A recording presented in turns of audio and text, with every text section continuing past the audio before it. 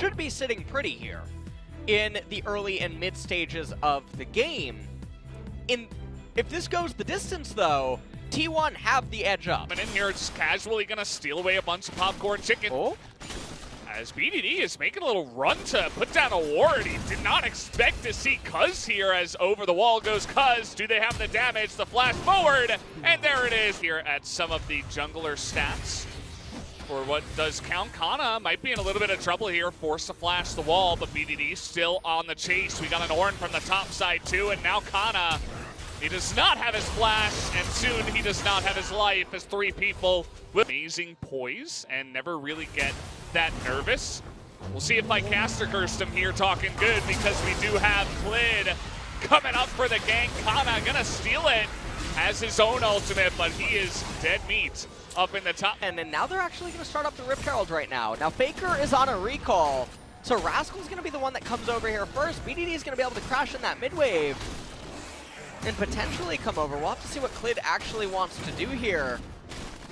You can see Rascal canceled one of his first recalls, but no, they're not interested in contesting. It's going to be a free Rift Herald going the way of T1. And where you want to plant this is for Ruler. Now they do have exhaust heal on the Yuumi, but Cuz's presence alone is enough to push them away as he's going for it, actually. The ultimate is going to go in, but he does not be able to take the... trying to do is Effort and Teddy. Oh, this Rek'Sai not in a great spot here. He's trying to tunnel away. Doesn't even... I mean, he's been put so far behind. You were talking about having an impact in the early game. Well, I think he kind of lost that, as now he's just kind of sitting around, and he will be that knock-up bot that I was talking about a little bit earlier on. As Rift Herald summoned here right as the Cloud Drake is going to spawn. Let's see how T1 wants to handle this. Gen.G really making a case. They want to take out this dragon. But here comes T1, all five of them, but Effort is going to be hit by the long-range sniper that is Ruler. The ultimate is going to come in from the Kana, actually, as Chains of Corruption comes down, and now Rascal in a ton of trouble, but he is going to be able to get away as Yuumi's going to help, but Thresh alongside of the Varus is going to have enough damage. But look at T1, they say, sure, go for the Cloud Drake, we don't care.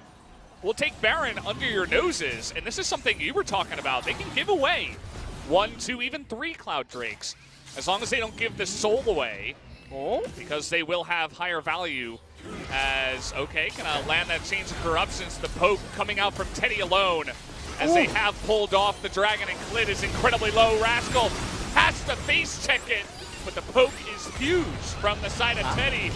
And T1, as Baker over the wall, immediately going to get exhausted here, and so baiting out the Ornhorn. So this is sort of what we're talking about, is these long-range assault arrows and repositioning. The follow-up engage, they're going to fight Ruler, but he flashes away. He's able to get out of this one. Kana getting sniped now. With Ruler at full health, that Yuumi is helping out so much, but that's another big poke down onto the Aphelios so far, as hook after hook will sail wide. And the thing is that there's no reliable answer to Varus. He's just gonna keep shooting these arrows, and it's so hard to get onto him because of the threat. Because he's looking for the steal this time around. He's not gonna get it. That's 2 good smites out of Klid, but they do get the... These are the item pickups that start making things more problematic for Gen.G, as here we go. Oh boy, caught BDD in the back there as Rascal. He's a tanky boy, but BDD not so much. Here comes the Ornhorn from the side of Silas. As now the follow-up coming in here from Rascal. Nobody really going for it yet, but the Moonlight Vigil does come down, but BDD and everybody is so zoned away by this Varus, who is doing insane poke damage.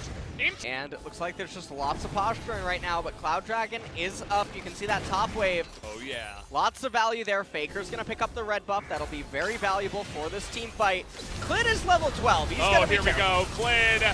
He's just so squishy, and he's going to be burst down in the back, as now Ruler, he doesn't have a Yuumi to help him out this time. His life was there in the front line, and this is absolute disaster for Gen.G. As immediately 3 of them, 4 of them even, are going to go down. Kana looking for the kill, as that took quite a while. And Ruler did end up picking up the kill. I'd like to say, don't chase the Aphelios into his own jungle. As now Cuz looking to just solo, and if there ever were to be a savior on the side of Gen.G, Ruler would be one of them. We haven't seen much out of this Azir just yet in the game. We haven't seen any miracle engages, we haven't seen any backline access. It's mostly just been a couple of them zoned away from every single fight. That is not good news. We have Azir and Aphelios as your damage dealers. You'll notice the side lane focus out of T1 so far. Kana has, he hasn't had the cleanest game, but he's been really good with manipulating the side lanes as, oh boy, Clit is caught again. He is going to barely live here as Cuz also caught a little bit with the Lantern on the other side of the wall. As Rascal not coming in on Graves here. Shortly as Rascal. Okay, someone's got a face check and it's Stoneplate Ornn. It's one way the Stoneplate can be useful. As now it's up to Kana to try to do a better impression of the Ornn. They're actually going to take down the turret here, but T1, okay, now it's Rascal's turn in the front line. They're trying to burst down Cuz as they get the knockup. As immediately from downtown as Aphelios, but they don't have the damage. As even Faker is going to live. He was in the front line just stoning the rest of the composition away, especially BDD. As more and more poke going to come down, and everybody on the side of T1 will once again survive. And T1, they are in such a commanding position now. It's a 9,000 gold lead. Cloud Soul coming up and nimble inside of the team fights. They're going to get even more so with that Cloud Soul, as now they're starting up the Baron, and there's no approach by Gen.G, as Teddy is basically Legolas, gatekeeping right here. Look at him, it's 1v5. 1v4 in the enemy jungle. And he knows he has a Lantern and Flash. If he is looking for yet another engage here, effort with his Flash, he does need it. Oh, and Yuumi, again, she's going to be working overtime here. Nurse Joy. Seeds of corruption. Oh! Yep, that was one arrow. One arrow to the face, and he has Mortal Reminder, so he makes Yuumi's job even harder. Protesting the heals on the side of Gen.G as in comes the ultimate out of the Ornn, but from downtown in their own base is Kana. Hello. They're gonna take down that turret and try to zone away Kana, will Gen.G, but it just looks hopeless on their side. They cannot stop the onslaught that is T1. It's gonna back away. They say, what are you gonna do? Force an engage when we're halfway down the lane? You can't catch me. And well, BDD, I mean, he has teleport available, but yeah, Gen.G, they realized, yeah, we have to give this up. And so that's going to be the Cloud Soul going into the Dragon coming up in 4 minutes. That is a way out for Gen.G. That's a potential Hail Mary to try to win the team fights, but if T1 gets it, game ends almost instantly as here we go. Oh, they're trying to beat Ruler in. Look at Teddy's positioning from the right side. He lands that chain of corruption.